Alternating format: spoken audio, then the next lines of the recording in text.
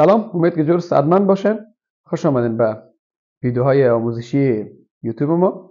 در این ویدیو قرار است براتون بگم که کدام بازارها را به خاطر معاملات انتخاب باید بکنیم. ما شما استراتژی معاملاتی به شکل مقدمات، متوسط و ادوانس پیشرفته آمدیم خواندیم. ولی بسیار ها هستن که در وقت معامله کردن یا در وقت ترید کردن استراتژی مختلف دارن، اما متاسفانه که بازار خود درست انتخاب نکردن ولی نمیتونن از استراتژی درست استفاده کنن.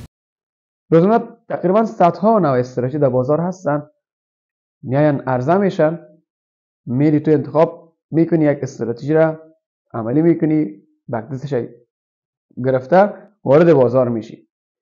خب در قدم اول میری بازار فارکس، یک مقدار میری ترید میکنی و میبینی که نتیجه بخش نیست، میری در بازار مختلف ترید میکنی و در کل استراتژی رو میزنی، تمام برنامه‌اش به هم میزنی به حساب. به خاطر درست ترید کردن در بازار ما شما استراتژی خود باید درست انتخاب کنیم. دقیق استراتژی خود انتخاب کنیم. زمانی که استراتژی دقیق انتخاب شد، بازارش هم باید انتخاب کنیم. فرض کنیم ما شما در 3 لول آمدیم درس خواندیم. لول مقدمات، ما شما آمدیم روی مکمل روی کدام موضوعات گپ زدیم؟ روی حمایت، مقاومت، ترند، الگوهای مختلف آمدیم گپ زدیم. ولی الگوها بخش مقدمات کلان در بازار چی کار میده؟ در بازار ارزش دیجیتال کار میده. بازار هولدر داره از خود. بازار که سطح از خریدارا هستن که میخواین بخرن و اونا تا این مدت در بازار میباشن. پس در بازار بخش مقدمات کار آمده است. اما قسم آیسته آمدیم لول درس بالا بردیم، کار کردیم در بخشای نسبتا متوسطه که او بخش متوسطه نیاز به تمرین داشت و اونا بعضی هاشون در بازار ارزش دیجیتال کار آمد بود، اما بعضی هاشون اصلا در بازار ارزش دیجیتال کار آمد نبود. یعنی خلاص موضوع ما چی هستن؟ زمانی که شما استراتژی رو براتون انتخاب میکنین، خب انتخابش شاید براتون ساده باشن، اما بازارش شما باید درست انتخاب بکنید. فرض کنیم که ما شما استراتژی معاملاتی پیدا کردیم، بسیار به شکل درستش یک یوتیوبر یا یک سایت آمد در ما گفتن که این استراتژی بهترین است، اما نمیدونید که در کدام بازار درست پرکاربرد است. شما اومدین در 4 تا بک تست گرفتن، اما کدام بازار این استراتژی تقاضا میکنن، باید شما بالای کار بکنید. خب در بین 3 بازاری که مثلا بازار ارز دیجیتال، بازار فارکس و بازار کریپتویی که ما شما داشتیم، در بین این 3 بازار استراتژی مختلف کار آمده است. مثلا فرض کنیم که من براتون ترند لاین بگم.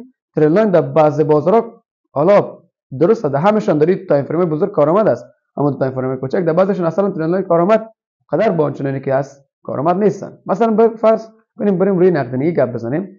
نقدینگی در بازار ارز دیجیتال، فارکس و کریپتو در تمامش موجود است، اما کدام بازار در تو نقدینگی را میخوان باید تو بازارش انتخاب باید بکنید. جنبندی موضوعاتی که گفتم براتون، شما در بازاری که کار کردین در کدام بازار راحت هستین، کدام بازار تانیستن استراتژی خواندن و استراتژی براتون کارآمد بوده، دیدین شمدیدتان ترید کردین، خب موفق بودن، بازارتون انتخاب کنین و هر بازار که راحت هستین. کسایی که بازار ارز دیجیتال ترید میکنن کوشش کنین که ارزهای درست انتخاب بکنین.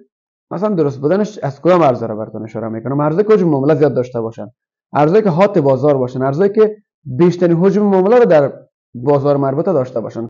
خب برگردیم در بازار فارکس. در بازار فارکس کدام ارزها رو ترید بکنیم؟ ارزهایی که حالا خبرش کم باشن، استیشنش باز باشن و تقریبا در استیشن خودش باید رو ترید بکنیم. فرض کنیم شما میخواین امروز جفت ارز کانادا جی پی وای ترید بکنین. بهترین وقت ترید در وقت افغانستان از تایم صبح 3:30 تا 9:30 روز است که وقت هم پوشانی این دو جفت ارز هستن. خب این دو وقت ترید بکنین، اما این جفت ارزها بعد وقت خبر دارن، متوجه باشن. وقت زمان خبر باشن از استراتژی دور باشن، چون خبر خلاف استراتژی عمل میکنه و استراتژیتون نابود میسازن. بگردیم در بازار دریفت. در بازار دریفت کدام جفت ارزها رو ما ترید بکنیم؟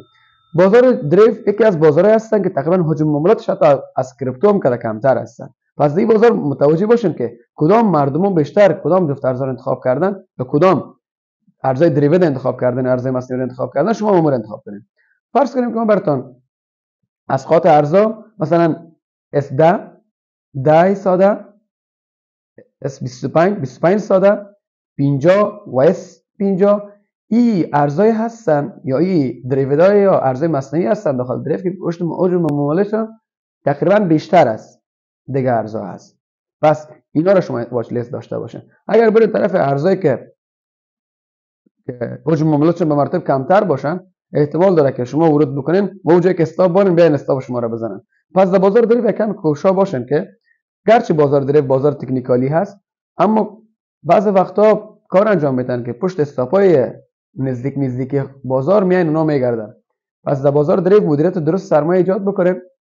اگر بالای دیمو ترید کرده باشین، دیمو چون حجم معاملات شما را نمیبینن، به خاطر اصلی که روی دریو کار میکنین کم تفاوت میکنن. و اگر شما اصلی هم کار میکنین کوشش کنین که از 50 الی 10 دمی وسط دمی ارزهای دریو انتخاب بکنین. اینا حجم معاملاتشون نسبتا زیادتر هست. و فاندامنتال چون روی دریو کار نمیتن، خودم یکی از علاقمندای بازار دریو هستم، ولی استراتژی پیدا بکنین، بک تستونه بگیرین و بالا ترید بکنین. پس یک سال کاریتونه که شما اختصاص میتین به بازار، کوشش کنین که یک بازار با یک استراتژی خاص ترید انجام بدین، بک تستش بگیرین و بازار ان شاء الله موفق میشین. چند نکته کلیدی که براتون اومدم گفتم، خدا کنه که موضوع را گرفته باشین. پس بریم با هم دیگر بازار خود انتخاب کنین. بازارتون که شما انتخاب کردین همراه با پلان معاملاتی که براتون دادیم، همراه از پلان بیاین بازارتون انتخاب کردین، دبر روان بکنین. میرم دانه بعد ما چکش میکنم که شما روی کدام پلان میخواین که بازارتون انتخاب کردین، دو کدام پلان میخواین که دو بازارتون ترید بکنین. میرم چکش میکنم. اگر کدام مشکل دو ایجاد شده بود، مثلا شما پلان را آمدین تعریض کردین که در بازار فارکس کارآمد نبود، مشکلات حل میکنیم و میخوایم که یک پلان خوبه دو بازارتون داشته باشه. پس در بین این سه بازار کدامش انتخاب میکنین، انتخابش بکنین، پلانش جور بکنین. ان شاء الله که ما براتون ترتیبات بعدیش میدم. من فقط برامتون آرزو دارم خوش و پیروز سرحال باشین.